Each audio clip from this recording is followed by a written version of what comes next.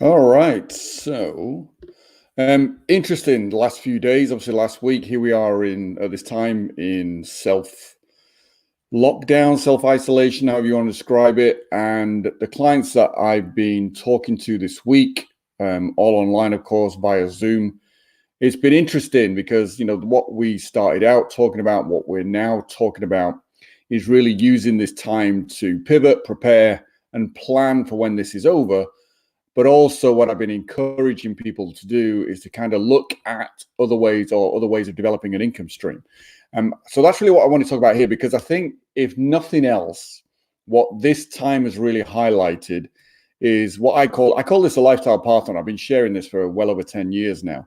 But I think, or hopefully, I believe that what we're going through at the moment will really reinforce, and people will get this on a deeper level, in the sense of not just getting it intellectually, but getting it at an emotional level, where obviously when it's at an emotional level, you'll do something with it. You'll actually take action. It will change the direction and the path that you're on. So if you look at where people are traditionally, whether they are coaches, consultants, or employed, then, if you look at this diagram, they're in a position where they've got one pillar of income. So I put there a job, and by a job, I just mean exchanging time for money. So if you're in a position where as soon as you stop exchanging your time, the income disappears, that's a job.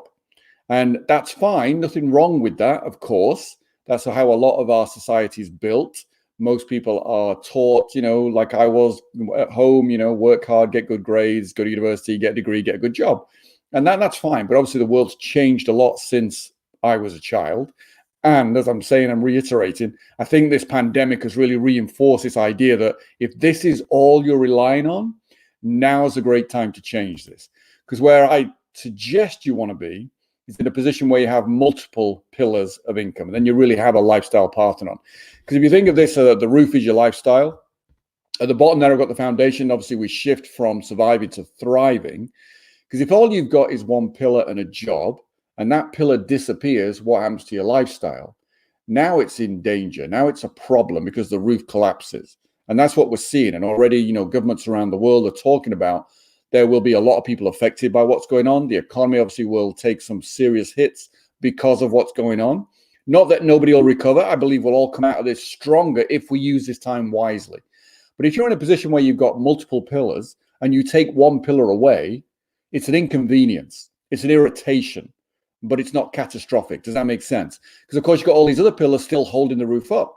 So then, of course, you can replace that pillar or rebuild it if you can. If the world's changed so much where that pillar is now obsolete and doesn't work, which may be a big clue as to what's happening at the moment, then you find pillars that do work, that are relevant. And so you come out of this time in a position where you're stronger, more secure, and in a better position to both help yourself, help your family, and help your community. So that's what I'm encouraging, is like, if you are writing your journal and kind of writing new questions and thinking about planning for when we come out of this, maybe think in terms of how are you building your lifestyle partner? Because it is about having those additional income streams. Now, my thing with multiple streams of income is, as much as possible, choose related income streams. Because if they're completely different, then that's a completely different set of skills or a completely different knowledge base. That makes it harder. That's kind of making it more difficult for you. But if they're related in some way, like, for example, a focus on real estate investing and the coaching on real estate investing are related. So I can invest in real estate. I can coach people on investing in real estate. They're related. It's the same knowledge base. I'm just leveraging it in different ways, but they're two very separate pillars. Does that make sense? So choose related income streams. So right now, you could create an e-commerce business. I've done this. I've done stuff with Amazon on a small scale. I've never put enough focus on it in the past. But of course, with what's going on now, I'm going to put more focus on it. And I'm going to develop this into a very viable and deliberate and growing stream of income. So it's been a real kick up the backside for me, as well as what I'm trying to encourage this kick up the backside for you as well. So I've been looking at that. You could offer related products. So if you already have an existing audience and you look at in terms of what you currently offer them and what you do for them, then maybe what you do is a part of a bigger solution for what they ultimately need. Like, for example, let's say you're a coach and you help people with their confidence. You help them with their confidence, that's great, but now they got more confidence. What did they want to apply that to? Like, what area of their life did they want to focus on first? or what area of life did they want to raise up. If it was related to business, then you could then offer them related products that are business related. So you're still adding value, you're still sharing things that are going to make an impact for them, and you gain a potential income stream from it as well. So maybe look at it at those terms. Like, I don't have to reinvent the wheel and come up with or rebuild every single thing that's out there that I think is valuable to me and to the people like me. But if I can encourage other people to maybe use some of the tools that I use or some of the things that I use, then I'm sharing ideas, I'm helping them, and as well, of course, creating an income stream for myself. So look at that, potentially use the internet and leverage that to be an affiliate. And the big one, of course, which is one which people have been asking me about fairly regularly recently, is extracting your knowledge, taking what you've got here, the skill set that you have, the experience you have, the insight you have that you've developed from actually using what you know, and turning that into a course to teach other people. And of course, being able to leverage that online. So again, the constraint of the internet, a great constraint, putting it online and developing it in a way where it can be teaching people around the world globally, which is fantastic. And again, making you money without you being there. So now you're not exchanging your time for money. You've created an asset, which is a course, and then you're leveraging that regardless of what's going on. You could be elsewhere, of course. And at a time like this, yes, we're seeing, or I have seen, an impact in the number of sales that are happening, but sales are still occurring. And more importantly, if you start putting this in place now, when we come out of this, you're in a strong position. So extract your knowledge into a course. Now, will you need new skills to do that? Probably, because of course, what you know is your skill set and how you apply it. What you need to learn is how you extract that and put it into a program, because not everybody's a teacher. Not everybody knows how to create a course. And that's really what I thought I'd break down for you here. So first of all, though, what topics would make a good course? If you're going to do this and you're thinking like, I've got a skill set, is anybody really interested in it? Will it really help me? Then let me kind of say that the simple answer is yes. But let me kind of give you an overview. The things that make for a good course is anything relating to money. So making money in some way. So whether that is business related, investment related, teaching people how to do what you do related. But if it connects in some way to helping them make more money, then it's a good course. Health related, and of course, huge area there, from weight loss to six-pack abs to being in better shape, having a better immune system, having less inflammation in your body, all of those things, better performance in terms of athletic or sports, or even relating it to productivity in somebody's personal life and saying, okay, if you've got more energy, you can live a better quality of life. So that all comes under the umbrella of health. And then relationships. So relationships, we have seen, there are coaches who specialize in divorce, people who specialize in finding your perfect partner. All of those relate to relationships, or people who are in a relationship long term and have lost some of the passion, bringing that back again, that still counts as relationships. So I think when you see that, money, health, and relationships, you realize that pretty much anything you do will make a good course. One of the things you might want to think about is how you connect it to one of those big areas. So really what it's about is not, do you have something that other people would be interested in? You most likely do, 99.999% certain that you do. What it's more about is, who do you want to serve and who's your smallest viable group? So within that, there are probably thousands of courses online about advertising on Facebook, as an example. And some of them are probably very similar, but it's really finding a way to differentiate it for you, which is really, who do you want to serve? So if you take a course about advertising and you can break it down and use it to serve a very specialized niche or have a new angle on it, then that obviously makes it more commercial, makes it more profitable. Excuse me. So that's really what you want to think about. So yes, you probably do have a course that people would be interested in. It's just more about breaking that down. So let me break the big steps down that you're going to want to think about if you're going to put a course together. So this will get you started. So I want to get you on that. I want to get you out of that place where you don't know what you don't know, and you move into a place where at least you're aware of the things you need to know more about, or maybe you realize you do know more than you think you know. So I've broken this into 3 pieces, 3 chunks. Reason for that being that if 3 is an easy number for people to remember, and from a teaching point of view, breaking whatever you do into 3 chunks is a good start. So I've got map it, produce it, and promote it. So let me break this down. So first of all, you got to map it. So in terms of taking your expertise, your knowledge, and put it in a process that people can follow, think of it in terms of mapping the gap. In other words, the people you want to serve, excuse me, the people who are going to learn from you, where are they now? So where are they starting from? Where do they want to get to? There's a gap in the middle. And then you're looking at that gap and you want to say, okay, when they get to here, when they get to the end, what are you delivering for them? Are you giving them a new skill? Are you helping them achieve a specific goal? Or are you helping them change a behavior? Or a combination of 2 or 3 of those? So I put some examples here. So for example, learning about how to advertise on YouTube would be a skill. You know, and I did a course last year on just this because I wanted to know more about using YouTube as an advertising platform.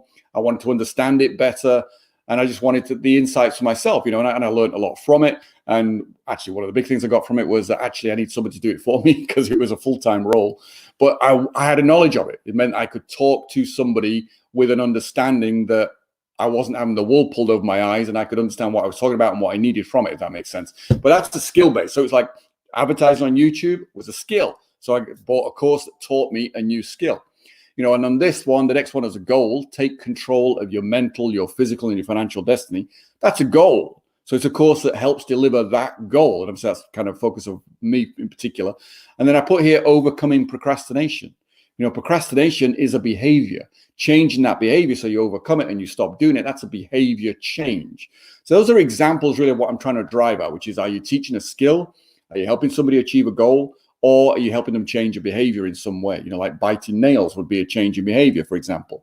And so I put here as an example that combines all of them, journaling as a skill. You know, I'm in the middle of putting together a very small course on journaling, but it's journaling as a skill. So learn the skill of journaling so that you can change your behavior. And the purpose of changing your behavior to achieve the goal of being happier, less stressed, more productive. And the purpose of all of that, of course, is it helps you nail your goals in any area of your life. Fitness, finance, relationships, doesn't matter.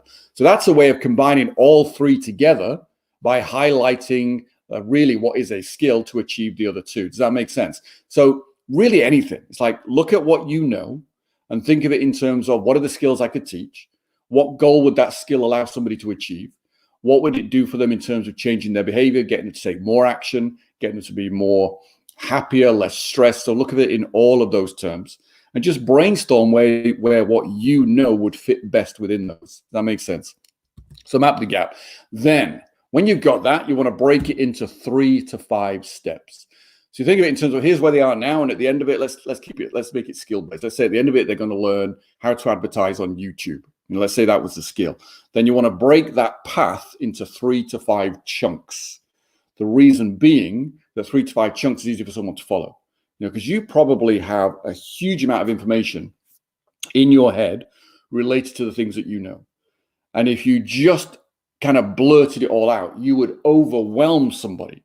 And if they're overwhelmed, they're confused. If they're confused, they stop learning. So you got to find a way to make it easy for somebody to follow that path. And by being able to take all of your knowledge and organize it into 3 core areas or 5 core areas at the most is a great way to do that. So that's the big suggestion. That's one of the things I do on a regular basis when I'm putting a course together. It's like, here's where they are. Here's what they're going to get as a result of going through my course. Now, how do I break down all the things they need to know and organize it under 3 major areas? Like I've done with this, I've got 3 areas: map it, produce it, promote it. Just 3 things. So you do that. Now, of course, for each of those steps, you can break it down again. And this is how you create your chapters, your modules. So if you have one big chunk like map it, then I can break that down again into 5 processes. So it's like you're almost looking at it in terms of each module is like a little mini course in itself, or like a mini piece of the puzzle that then leads to having the whole puzzle complete. So you can do that as well. But it's just that process of big picture, break it down, break it down, break it down. So it's easy to follow. This is key. You want a course that is successful, it's got to be easy to follow. If you can take something that is complicated and make it simple, you're onto a winner. That's one of the keys to a successful course. You want to write that down, put it somewhere to remember. Because I've looked at courses where all the material's all kind of all over the place. It makes it difficult to follow. It makes it hard to understand, and therefore makes it almost impossible to implement. And that's the key thing. Whereas if you can break it down properly, then fantastic. Making the complex simple is really the key to creating online courses.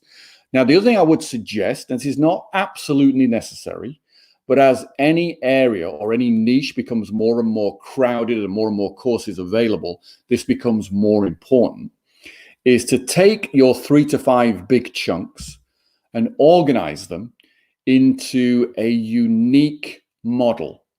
So what I mean by that, you sometimes hear it called a unique branded system or a unique branded solution. But ultimately what you're doing is like take those, as you see on this diagram, we've got 5 steps, but I've shown you an example from my Crush It program where I organized it into 3 main chunks, 3 main pieces. And so we've got vision, 90-day map, and maximize output. So that's a unique model, a unique way of looking at what I do in order to be more productive. So find a way to organize it. Now you can organize it into an acronym. You could organize it into an alliteration, which basically means that each chunk starts with the same letter. So you get your thesaurus out and you look for words that all start with the same letter. And it just, again, it's a way of making it, by making it unique. One, you stand out from every other course in your niche. It makes it easier for somebody learning it. It makes it more memorable for them. And if it stands out and it's unique, then who can they only get it from? You. So it creates a differentiator and gives them another reason to buy from you. Does that make sense? So think of those terms, not essential, but as I say, as a niche becomes more and more crowded, becomes more and more important. So once you've done all of that, then because you want to produce it, you want to actually take your mapped out model and now you want to turn it into an actual course.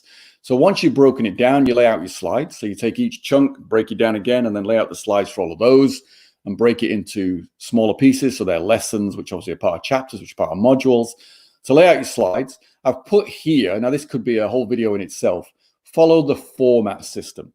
So a little bit of history. There's a lady called Bernice McCarthy many years ago, going back a long time. She studied street kids because what she wanted to know was you got kids in school who struggled to learn topics and she couldn't understand why. When you have street kids who pick up new languages, new skills rapidly. And she wanted to know what made the difference because these kids on the street didn't have formalized teaching. They didn't go to school to study how to be a street kid, but they picked up skills very, very quickly. And what she came out with was she recognized there were 4 primary learning styles. And that's hence the format system, which is why, like, why should I learn this? What are the key concepts? How do I use this? How do I practice this? And then what if was like, how do I apply it? So what if I do it this way? What if I do it that way? It's a way of applying it. So the format system is a way that I was taught. And again, you can go check this out. Her book's still available as far as I'm aware. So it's certainly something that you could dig deeper into. But my suggestion is when you're designing a lesson plan or a lesson, think of the format system because you've got to tell people why they're learning this particular lesson first. Because if you don't, they'll switch off. And then you want to go into, here's what you need to know, here's how you use it, and so on and so on and so on. So look at that. That's basically how you lay out your material so that you reach all the different learning styles. So no matter what learning style somebody has a preference for, they still get what they need from your course. And then third part, from a practical level, you got to record it. So you just got to record the screen, same way I'm doing here now. So I'm just using StreamYard at the moment. So that's one option of doing this. Obviously, if you got the free version, you can have StreamYard's logo on it. That might not be appropriate.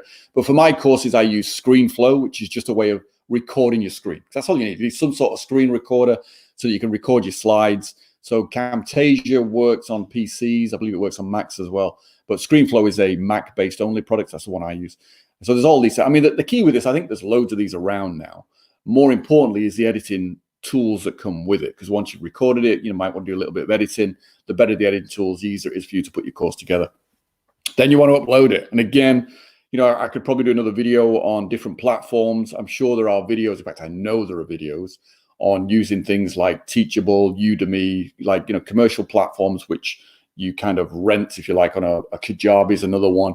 My personal preference is I like to host my own stuff. So I put all my videos on Vimeo, and then the actual organization of that into a course. I do it all through my own website. I use Thrive Themes, things like that. So you've got 2 options. You can either have it self-hosted, or you can obviously have someone else host it for you on a tool like Kajabi. So it's just a way of uploading it, somewhere to put it online so people can access it, and putting it behind a payment system so they've got to pay for it first in order to access it. Okay, so that's kind of the big steps of what you need to do. Then you got to promote it, because of course the goal once you've got a course is not to be the best kept secret on the internet. You want to let people know about it, because it's of no value to anyone unless they know it exists, less they know they can access it, and less they know what it's going to do for them. So key, of course, visibility, a whole topic in itself. So you got two primary areas. You're either organic, so building a YouTube channel, building a following on LinkedIn, Facebook, a Facebook group, all those different approaches to building visibility, or you go down the paid route, or a combination of the two. So obviously paid advertising, like I took a course on YouTube advertising, which is a paid route, and obviously a way of obviously bringing in potential prospects, getting greater visibility more rapidly. And then the final part, no matter how much of that you do and how well you do it, just because somebody knows your course exists, does that mean they will automatically buy it? No. Human beings by their nature will put things off, put things off, put things off. But of course, if you keep putting it off, you never get around to learning it. If you never get around to learning it, you never get around to implementing it. If you don't learn it and implement it, you don't get the result. So actually, if you want to make a change, you've got to actually do it. So conversion, sales, you know, for some people, a horrible word. For me, a very powerful and necessary word. But really, it's about conversion. And I'll share with you what I found to be the most powerful method for me. I don't necessarily believe it's the most powerful method for everybody, but you do need to find a way that works for you in terms of how are you going to turn people who are interested into paying customers so that you both benefit. For me, I've done that through webinars, what I call an educational pitch webinar. So I share material, I give people insights, I help them change the way they think about things, and then I'll make an offer. So I'm giving them value up front, regardless of whether they buy the product or not. And then I'm making a great offer, or what I believe is a compelling offer, so that they go that next step and actually buy the course, put it into practice, and actually benefit from it. So, but you're going to need some way of doing that. So again, as I say, pitch a webinar for me has been the most beneficial and lucrative way of doing it. Okay, so that's my 3 areas: map, produce, promote. That's my quick overview of creating an online course for you, with the purpose, of course, of helping you create your lifestyle Parthenon, so that you're in a position where you thrive. You've got multiple assets, multiple income streams, which don't rely on you exchanging your time for money constantly. Because, of course, creating a course, you put in the work once, and then you can leverage it. And of course, then you see the sales coming in. Or you can do some kind of combination of it. I've got courses where people buy the course and they get some access to me, you know, like a small amount of my time as an additional way of helping them implement what they're learning. But again, so there's a combination. You do hybrids, you do all sorts of things, but you're leveraging your time in that way. And of course, at this moment in time where we are restricted to the internet completely, being able to help people through a course and through giving them some access to me has been very, very powerful. But it's about you. It's about the decisions you make. And really my purpose with this video was to help you think differently. You know, so begin to think about pivoting, begin to think about preparing for when this is over, begin to think about developing a new set of skills, think about extracting your knowledge into a course, creating assets for you that serve you, serve your family, serve your community. Hope this has been useful. If it has, give me a like, subscribe to the channel, and please share this with other people that you believe would benefit from it, or at least let them know where it is so they can come look for it for themselves. All right, I'll talk to you in the next video.